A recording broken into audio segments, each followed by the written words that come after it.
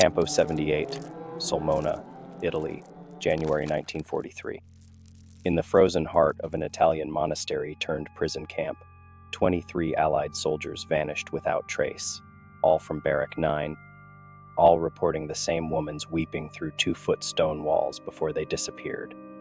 I am the War Maestro, and tonight I excavate a war where men didn't just die, they were collected by something that had been waiting in the monastery walls since long before the first soldier arrived. World War II ravaged Europe with mechanical precision, but in the remote valleys of Abruzzo, Italy, the ancient horrors of centuries past were stirring. By January 1943, the once proud Italian army was faltering. Their prison camps, once strictly maintained, grew neglected as resources dwindled. At Campo 78, a 16th century Carthusian monastery converted into a POW camp, over 30 British, Australian, and New Zealand soldiers captured in North Africa endured a bitter winter behind stone walls, never meant to offer comfort.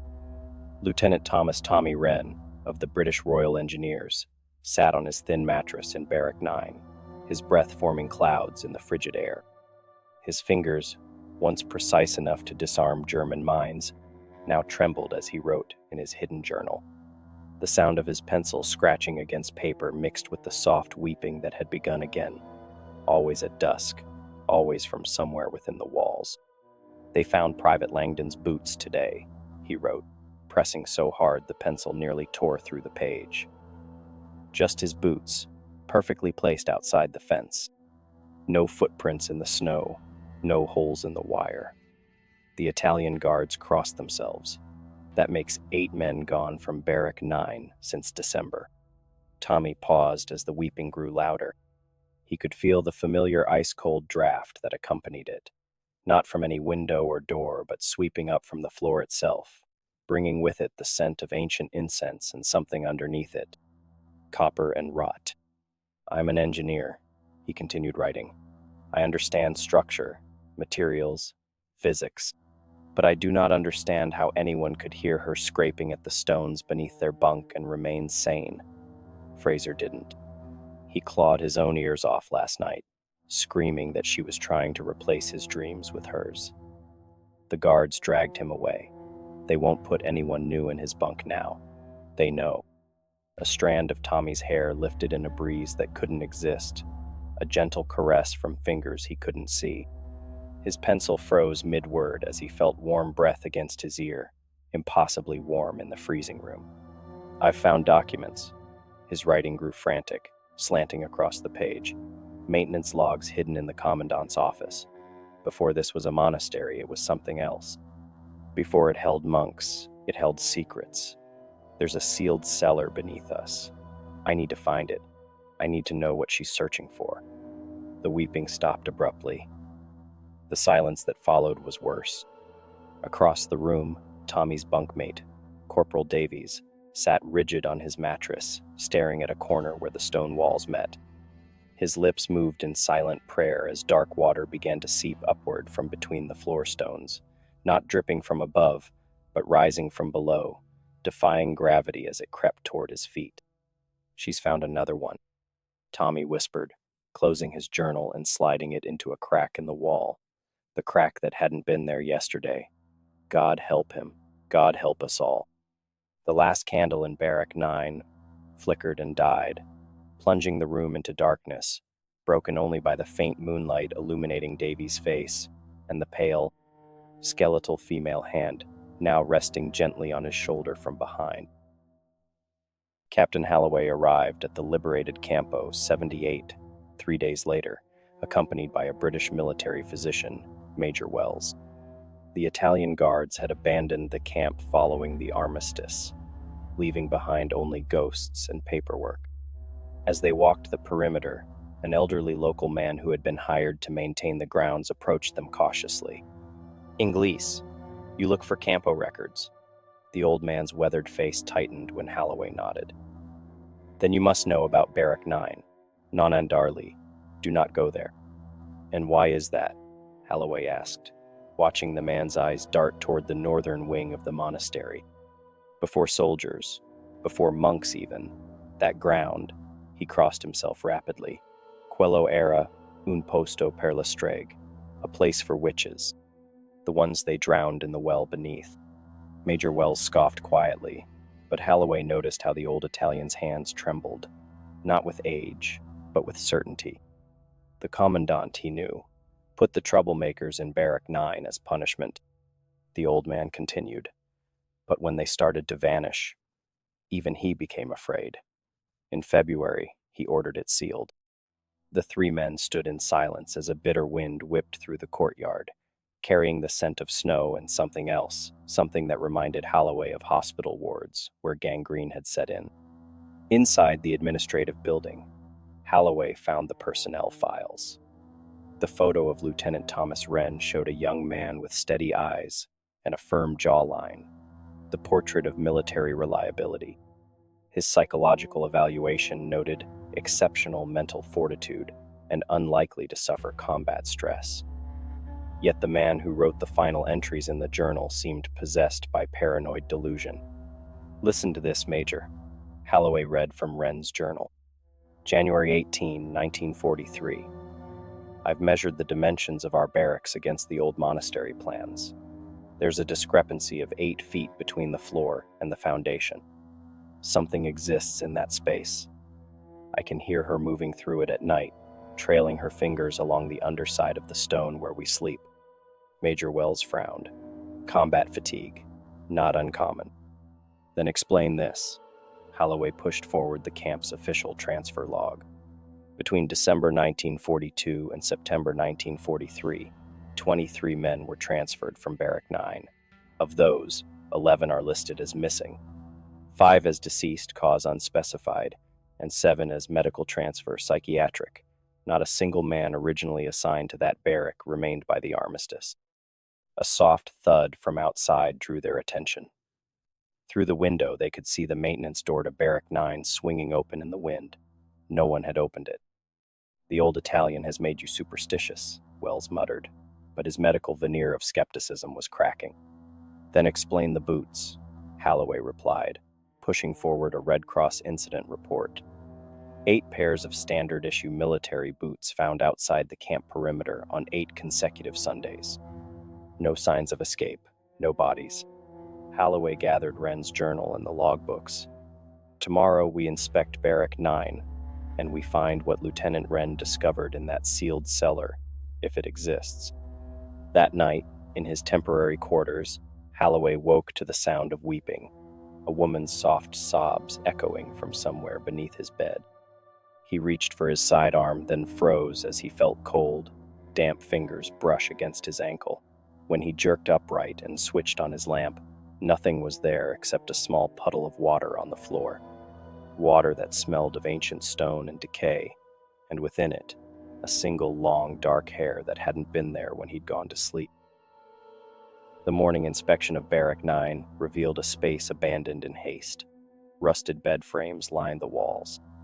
Personal effects: a carved wooden bird, a dog-eared photograph of a woman smiling beneath an English willow, a half-written letter home, lay forgotten, as if their owners had simply evaporated mid-thought. According to camp records, this room was sealed off in February 1943, Holloway said, his boots echoing on stone as he moved between empty bunks. No prisoner transfers in or out after that date, yet Wren's journal continues until September. Major Wells knelt to examine unusual scratch marks on the floor. These aren't made by furniture dragging. They're too deep, too deliberate. He traced them with his fingertips, almost like someone was trying to dig. Holloway finished, pulling out Lieutenant Wren's journal.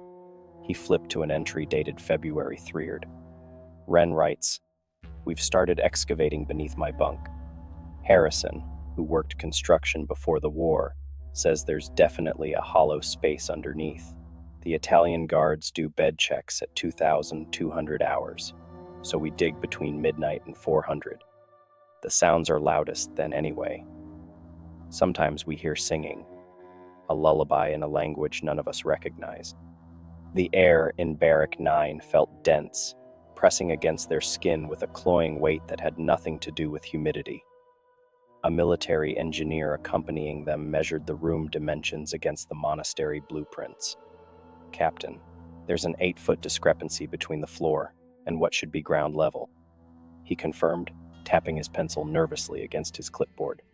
"There's something down there." They found the entrance beneath the corner bunk, where the scratch marks converged. A section of flooring had been meticulously cut and replaced, not recently but centuries ago, the ancient craftsmanship disguising the seam until desperate hands had rediscovered it. When they lifted the stone, the stench hit them first, not the expected mustiness of a sealed space, but something floral and putrid simultaneously, like lilies left too long in stagnant water. A narrow stone staircase disappeared into darkness. As they descended with electric torches, Major Wells tripped on the worn steps, his hand catching against the wall for balance. He pulled it away wet. "Water seepage?" Holloway asked. Wells directed his torch beam to his palm. "Blood," he said, his medical detachment faltering as they watched the red stains slowly crawl up his wrist, defying gravity. Still warm. The cellar opened before them, a chamber no more than 15 feet square, its walls lined with ancient manacles. The center of the room held a large stone well, its cover partially displaced. Surrounding it, arranged in a perfect circle, 8 pairs of standard-issue military boots. "Jesus Christ," the engineer whispered. Holloway approached the well, directing his torch downward. The beam caught nothing but darkness and the faint gleam of water far below. Something moved in the periphery of his vision, a flash of pale skin and dark, wet hair. On the floor near the well lay a broken wooden box, intricately carved with symbols none of them recognized. Beside it, scattered as if dropped in panic, a child's leather shoe, blackened with age, a small metal music box, its lid ajar, and a doll made of twisted cloth and human hair, its face a crude stitched smile. The music box suddenly clicked, its mechanism grinding to life, though no one had touched it. A haunting melody filled the cellar, notes so sweet they ached, played on gears too rusted to function. "We're leaving," Holloway ordered, backing toward the stairs. "Now." As they retreated, the engineer's torch caught an inscription carved above the cellar entrance. The Latin words had been defaced, partially scraped away by desperate fingernails, but Holloway, educated at Oxford before the war, could still make them out. "Hic iacent maleficarum, et infantes eorum." "Here lie the witches and their children," he translated, his voice barely audible over the music box's lullaby. Behind them, the sound of water splashing gently, as if someone were rising from the well. Back in the relative safety of the administrative building, Captain Holloway spread their findings across a wooden table. Wren's journal, the small music box, and a crumbling ledger discovered behind a loose stone in the cellar wall. "This is madness," Major Wells said, pacing the room. He'd scrubbed his hand raw, but swore he could still feel warmth pulsing beneath his skin where the blood had touched him. "We need a rational explanation." "Then help me find one in these," Holloway replied, pushing the ledger toward the doctor.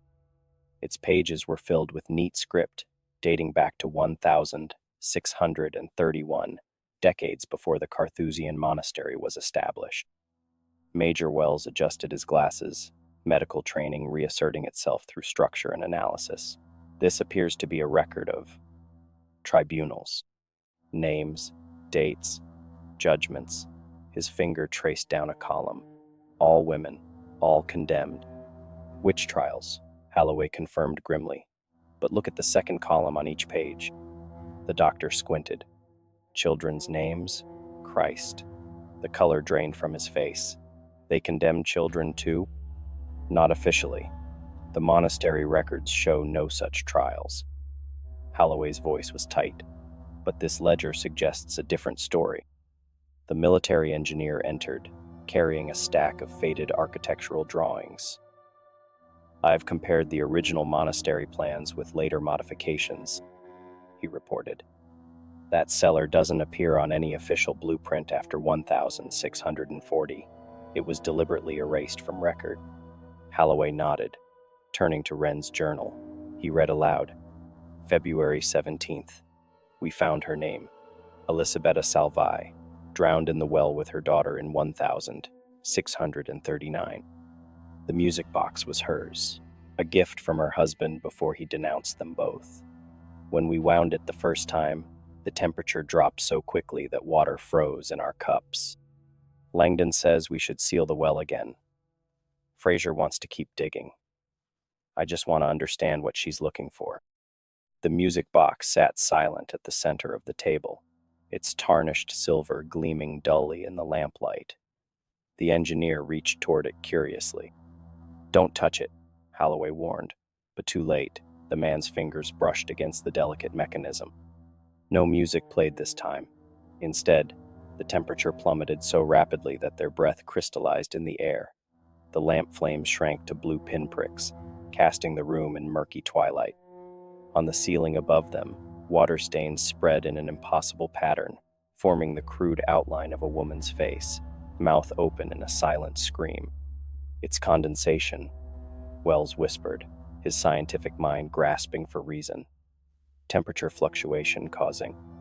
The words died as the water droplets fell upward, defying gravity to return to the ceiling stain. In the unnatural silence, they could hear a child's soft laughter from somewhere within the walls. Holloway flipped frantically through Wren's journal to the final entries. September 20, 1943. There are only 3 of us left now. The Italians won't come near Barrack 9 anymore. They slide our rations under the door and make the sign against evil. They know. Everyone knows. Last night, Harrison went to the well. He said she promised to show him a way out, a tunnel beneath the monastery that leads beyond the wire. We heard him screaming for hours afterward. Not for help, he was screaming apologies.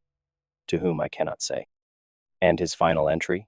Wells asked, unable to look away from the ceiling as the water stains slowly resolved into more distinct features. Hollow eyes, gaunt cheeks, strands of long hair. She doesn't want to escape, Holloway read, his voice dropping to a whisper. She wants to be remembered, or maybe she wants another chance to die. The engineer backed toward the door. We need to leave. Report this to command, get specialists. The door slammed shut. From within the music box came not music, but a woman's voice, distant yet crystal clear, speaking Italian in archaic dialect. The engineer, who had served in the Italian campaign for 2 years, translated in a trembling voice. She says we opened her daughter's grave. She says we must pay the price for looking upon her face. The ceiling stain elongated, stretching toward the wall. As they watched in horror, it began to flow down the stones like a living shadow, pooling on the floor, a black silhouette of liquid darkness gliding toward the table. The journal, Major Wells gasped. What happened to Wren? Does it say? Holloway stared at the final page, where a different hand had written a single line in hasty script. Found only his boots. Like all the others, God have mercy on his soul. Thunder cracked overhead as rain lashed against the windows of the administrative building. The storm had appeared from nowhere, localized directly above Campo 78, as if the sky itself were conspiring to trap them. The road back to Allied headquarters had flooded within minutes. Radio's dead, the engineer reported, his fingers white-knuckled around the handset. Nothing but static and something else. He hesitated. Sounds like a child counting. Captain Holloway had dragged the table across the door, though he doubted mere furniture would stop whatever was hunting them. The music box remained silent, but water continued to seep through the ceiling, no longer forming patterns but dripping incessantly with the steady rhythm of a metronome or a gallows drum. We need to understand what happened here, Holloway insisted, spreading out the documents they'd salvaged. Something triggered this when the POWs discovered the cellar. If we can understand it, perhaps we can. There is no understanding this, Major Wells interrupted, his medical composure fractured. The blood stain on his palm had spread to his wrist, branching like black veins beneath his skin. He'd stopped trying to wash it off. You can't diagnose the supernatural with logic. Supernatural or not, it follows patterns, Holloway countered. The disappearances, the boots, they're specific. Ritual. She wants something. The engineer looked up sharply. The children's names in that ledger, all girls, all under 10 years old. Her daughter, Holloway realized, turning back to Wren's journal. He flipped to an earlier entry. January 20. Threerd. Found a doll today, hidden in the wall. Made of cloth and hair, a child's toy. Fraser said we should burn it. That night, Fraser's hands blistered as if he'd thrust them into flames. No marks on the doll. A sudden noise from the hallway silenced them. The soft patter of small, bare feet on stone, followed by a child's laugh that died in a liquid gurgle. Wells moved to the window. We could break this. Try to. His words caught as he looked outside. In the courtyard below, illuminated by lightning flashes, stood 8 British soldiers in perfect formation, except they had no heads above their collars. Where their boots should have been, nothing. They hovered inches above the muddy ground. "Oh, God," the engineer moaned, backing away from the door as something small began scratching at it from the other side, not at the center, but low down, at the height of a child. Holloway frantically scanned the final pages of Wren's journal, searching for any clue that might save them. August 29th. McCarthy found a hidden compartment behind the well. Inside was an official church document, a baptismal record. Elisabetta's daughter wasn't hers by blood. The child was orphaned, adopted. The witch trial records claim the girl showed signs of possession, speaking in tongues, levitation. But those weren't the true charges. The monastery wanted the child's inheritance, lands deeded to her by her birth father. Elisabetta refused to surrender the girl or the property documents, so they drowned them both and seized the land anyway. McCarthy says we should find the deed, return it to the well. Maybe then she'll... The scratching at the door became more insistent. The table legs scraped against the floor as something pushed from the other side, something far stronger than a child should be. The property deed, Holloway said desperately. It must be somewhere in the camp records. The engineer yanked open a filing cabinet, rifling through yellowed folders. His hands froze on one document, his face draining of color. It's already here. He held up a land deed dated 1639, the paper so old it threatened to crumble between his fingers. Someone already found it. But if they found it, why didn't it stop? The table suddenly slid violently across the floor as the door burst open. No one stood in the doorway, only empty air and the darkness of the corridor beyond. But on the floor, small, wet footprints leading into the room, the water in them not clear but dark, with well silt and decades of decay. The music box sprang open on the table, playing its mournful lullaby.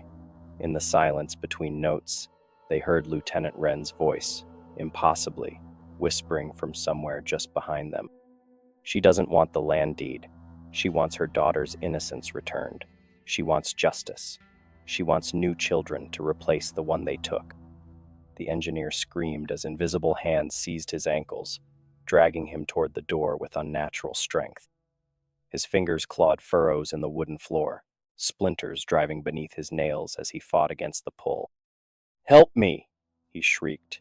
But Holloway and Wells found themselves paralyzed, their muscles locked by some unseen force as their comrade was dragged inch by inch into the darkness of the hallway, toward Barrack 9 and the waiting well below. The paralysis lasted only moments after the engineer disappeared, but by then his screams had faded into the darkness. Holloway and Wells found themselves able to move again, trembling with the effort as if their muscles had been stretched to breaking. "We have to go after him," Holloway said, drawing his sidearm. The service revolver felt absurdly inadequate, but its weight provided a tenuous connection to rationality, to the world of men and war, not vengeful spirits and centuries-old murders. "Go where?" Wells demanded, his voice cracking. "Did you see what happened to him? Did you see what's happening to me?" He thrust forward his arm. The black veins had spread halfway to his elbow, pulsing with each frantic heartbeat. Whatever touched me is inside me now. I can feel it, moving. Outside, the headless soldiers remained in their spectral formation, illuminated by methodical lightning that flashed at precise 5-second intervals, not the chaotic bursts of a natural storm. Holloway's training asserted itself through sheer force of will. He had led men through artillery barrages in North Africa, navigated minefields in Sicily. This was simply another battlefield, albeit one with unconventional enemies. The deed wasn't enough, he reasoned aloud, gathering Wren's journal and the witch trial ledger. Wren wrote that she wants justice, not property. The church and monastery conspired to murder a child for land. The accusation of witchcraft was merely pretext. Wells leaned against the wall, sweat beading on his forehead despite the preternatural cold. There's no court that can try 300-year-old murderers, Captain. They're all dead, but their institution isn't. Holloway's eyes widened with realization. The monastery records, the official account, it still denies their crimes. The baptismal document proves the child was legitimate, not demon-possessed. What if that's what she wants? Acknowledgement, recognition of the crime. A sound from the hallway interrupted them, the slow, methodical tapping of military boots on stone, not running or walking, but marking time as if on parade. Tap, tap, tap. The engineer, Wells whispered. The figure that appeared in the doorway wore a British uniform, but the face above the collar belonged to no living man. The engineer's features had been altered, elongated, and thinned, skin stretched too tight over bone, eyes sunken yet glowing with an internal light that illuminated nothing. When he spoke, his voice harmonized with unseen others, a chorus of men speaking in perfect unison. She wants what was taken from her, a child for a child, a soul for a soul. His boots never touched the ground as he drifted into the room. The monastery took her daughter. The army took us. 8 men, 8 boots left behind. She keeps the rest. Jenkins, Holloway addressed the engineer by name, trying to reach whatever might remain of the man. Fight this. Tell us how to stop it. The engineer's head tilted at an impossible angle, neck lengthening as if made of clay rather than flesh and bone. There is another way. A trade. One more soldier. One more child. Wells made a sudden break for the door, terror overriding reason. He made it 3 steps before invisible hands closed around his throat, lifting him inches off the ground. The black veins on his arm pulsed violently, spreading visibly up toward his shoulder. Holloway grabbed the music box and held it up. Stop. I have something to offer. The pressure on Wells's throat eased slightly, though he remained suspended. Not your trinket, the engineer's chorus, voice hissed. She wants acknowledgement. The monastery must confess. The monastery is gone, Holloway argued. The church that sanctioned it still exists, but they'll never. Then she will never rest. The voice cut him off, and neither will any who disturb her. Holloway thought desperately, military mind calculating possibilities, weighing tactics against an enemy that defied conventional warfare. Then it struck him. He was thinking like a soldier, not an historian. What if I can give her justice another way, he offered. Not from the church, but from history itself. These records, he raised the journal and ledger, I can make them official, enter them into war records, military history. Her story will be documented, preserved, remembered. The engineer's distorted face flickered, something like hesitation passing through his glowing eyes. She has waited 3 centuries for justice. And now she'll have it, Holloway promised. The truth preserved in military archives, her daughter's innocence officially recorded. Wells dropped to the floor as the invisible force released him, gasping for air. The engineer's body began to sway, his eyes fluttering as if receiving messages from somewhere beyond the room. She is, considering, the chorus, voice whispered. Holloway felt a sudden, cold draft as something unseen circled him, the scent of wet stone and ancient incense enveloping him. A woman's voice whispered directly into his ear in archaic Italian. Though he couldn't understand the words, Their meaning penetrated his mind with crystal clarity. Promise me they will know what was done to my Lucia. Promise me they will know she was innocent. I promise, Holloway whispered back. I swear it on my honor as an officer. The music box in his hand suddenly grew ice cold. The lid snapped shut with such force that it nearly broke his fingers. The engineer collapsed to the floor like a puppet with cut strings. His face returned to normal, though his eyes stared blankly at the ceiling. For one breathless moment, the room fell utterly silent. Then Wells screamed. The black veins on his arm had reached his neck, spreading with impossible speed across his face. His eyes bulged as the skin around them darkened. She's still here, he choked. She doesn't believe you. The music box shattered in Holloway's hand, fragments of metal slicing his palm. Blood dripped onto the witch trial ledger, soaking through to the land deed beneath. And in that moment, Holloway understood their fatal mistake. It was never about the mother, he whispered in horror. It's the daughter who won't rest. The daughter, Holloway repeated, blood dripping from his lacerated palm onto the ancient documents. The records say she showed signs of possession. What if it wasn't superstition? What if something was already inside her before the drowning? Wells writhed on the floor, the black veins now covering half his face like a grotesque mask. His medical training gave way to primal terror as he clawed at his own skin. Get it out, he moaned. I can feel her thoughts. So cold, so hungry. The storm intensified, rain hammering the windows with the force of artillery shells. The engineer's body lay motionless, except for a subtle rising and falling of his chest. Outside, the headless soldiers had begun a slow march toward Barrack 9, their synchronized movements as precise as if they were on parade at Buckingham Palace. Holloway grabbed Wren's journal with his uninjured hand. There must be something we missed. He flipped frantically through the pages, searching for any detail about the daughter. Here, August 30th. The baptismal record lists the child's birth name before adoption, Lucia Malatesta. When McCarthy said it aloud, all the candles in the barracks extinguished simultaneously. Harrison recognized the family name from his studies. The Malatesta were Italian nobility infamous for occult practices. The monastery didn't execute a witch. They executed a woman protecting something far worse. The room temperature plunged. Frost crystals formed on the windows, spreading in patterns that resembled a child's crude drawings, stick figures hanging from trees, buildings engulfed in flames. The well, Holloway realized. It wasn't just an execution site. It was a prison. The mother wasn't the threat. She was the warden. They killed the one person keeping the daughter contained. A sound like distant childish laughter echoed through the room as the frost drawings animated themselves, the stick figures writhing as the flames consumed them. Wells stopped struggling, his body going rigid.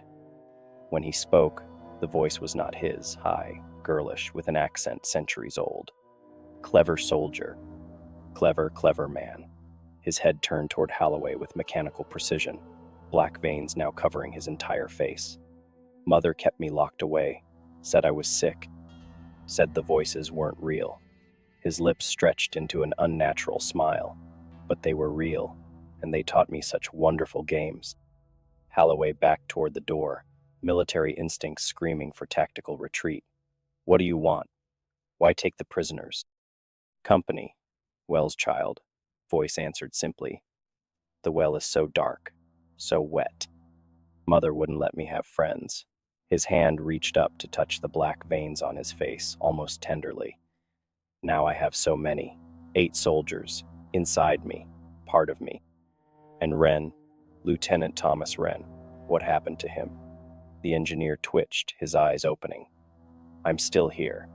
A voice that was unmistakably Wren's emerged from his mouth. We're all still here, inside her, inside the well. His eyes filled with tears that froze before they could fall. She keeps us conscious, always aware. For 300 years, she's been collecting, building her family. Holloway's training finally failed him. He bolted for the door, panic overwhelming discipline. The corridor outside stretched impossibly before him, lengthening with each step he took, the exit always just beyond reach. Behind him, the child's laughter grew louder, accompanied now by splashing sounds as if something large were rising from deep water. He reached the exterior door, after what seemed like hours of running, yanking it open only to find himself staring not at the courtyard, but directly into Barrack 9. The room was transformed, beds replaced by a massive stone well at its center, water overflowing onto the floor. Small, pale hands gripped the well's edge, dozens of them, pushing down to leverage something enormous from the depths. A head emerged, not a child's, but a monstrous amalgamation of faces, each one distinct yet merged together in a grotesque collage of humanity. Soldiers' faces from different eras pressed against each other, mouths open in silent screams, eyes blinking independently. And at the center, controlling this mass of stolen life, the serene face of a young girl, no more than 10 years old, her eyes black from lid to lid.